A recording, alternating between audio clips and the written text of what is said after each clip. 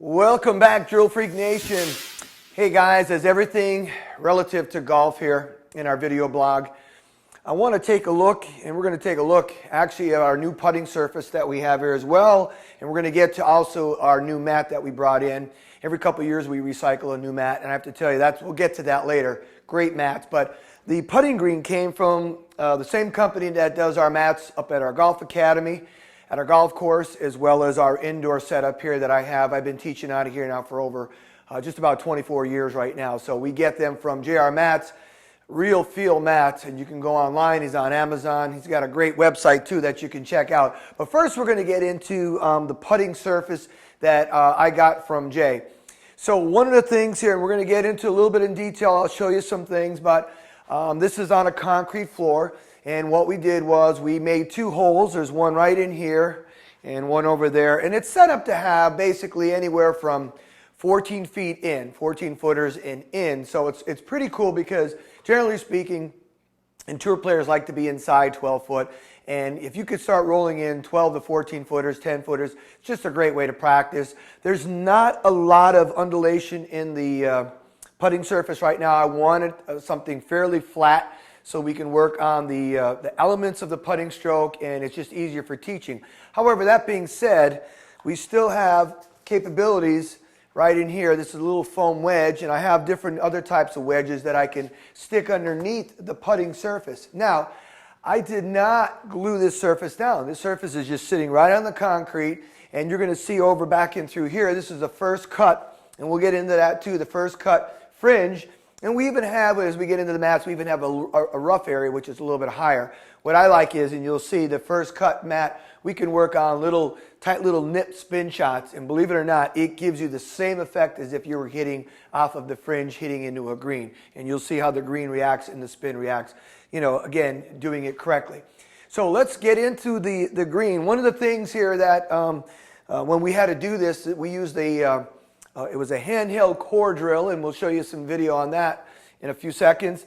And this was one of the plugs right in here that was taken out of the concrete. And then what we did was we inserted a practice cup. And I'll explain to you why I wanted to use a practice cup than a regular cup. One being that regular cup on a golf course are 6 inches in depth. This one right here is 4 inches in depth, so you don't have to go as far. And we used a 5-inch core drill when we dug diamond bit. I had a gentleman come in, a friend of mine come in, and he and his buddy, they took care of that for me. But you can go, really, you can rent that type of unit. You can go to a rental place where they have rental machinery and that. You can actually do it yourself. You'll see it's not all that hard to do. And then what I did was put the practice cup inside it, and I put a little bit of mortar right around it to set it.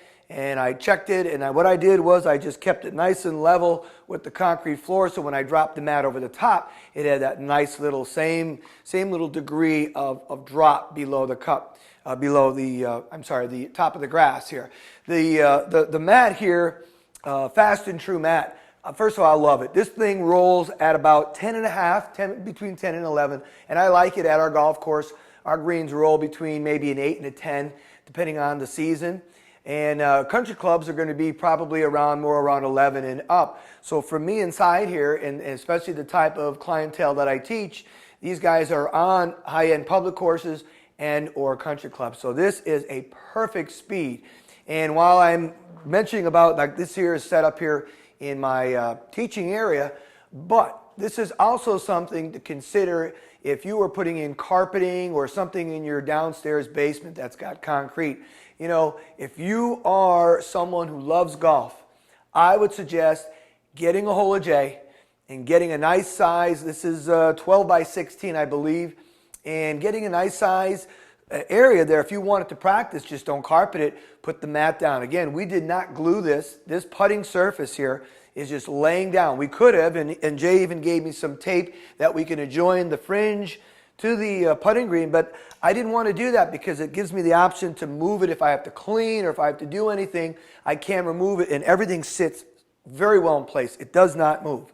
So we're very, very happy with this, just like we've been with our mats throughout the years. We don't get anything but these mats. They're Real Feel from Jay at his company in Philadelphia, just outside of Philadelphia in Pennsylvania here. So let's take a look a little bit more in depth of what this putting surface is and really some of the components that make it up.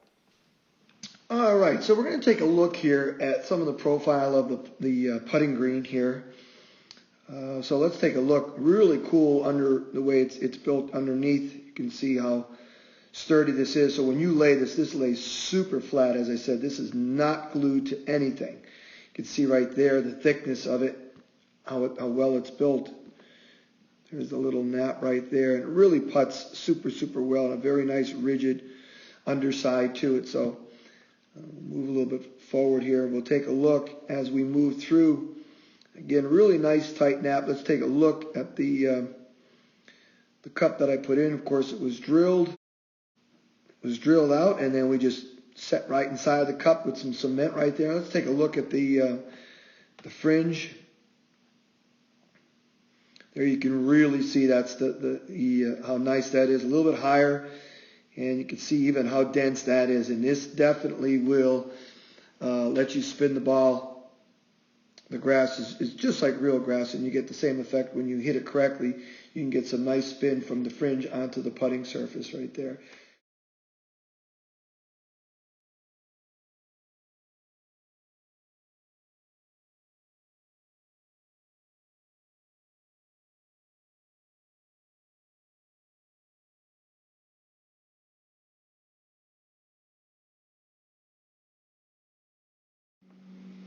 All right, so let's take a look at how we were able to get these holes cut into the concrete. So over here on the right, you're going to see they're using a handheld core drill, and they're using a 5-inch diamond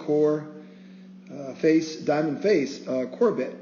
What I like too is that they built a little template out of plywood. So that 5-inch, it's a 5-inch diameter, and we're going to set a 4 1/4 inch outer diameter cup that'll fall into place. You'll see that in a second. So we have some water. It's ran with water, so there's really no dust. It's just basically you'll see just sucking up the water that's going around the bit right there.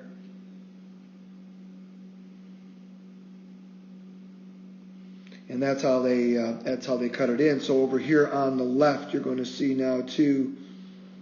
They just removed the core. We can zoom in right there. You'll see the core right there they took out of the concrete, and they're using the shop vac to clean up the water that keeps the core bit from heating up. And then, of course, we have to just make sure everything fits. There's the practice size cup that I was telling you about, and they're going to just drop that in. And then what I did later was I went in and cemented that in place later on in the day, so it was even with the top of the concrete.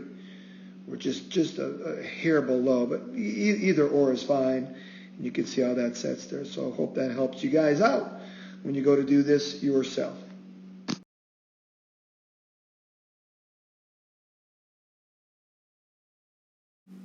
All right, so that's going to do it. I hope you guys enjoyed our video blog on our new putting green and the fringe and everything else that we got here from JR Mats Incorporated and Real Field Golf Mats. Hope you enjoyed it.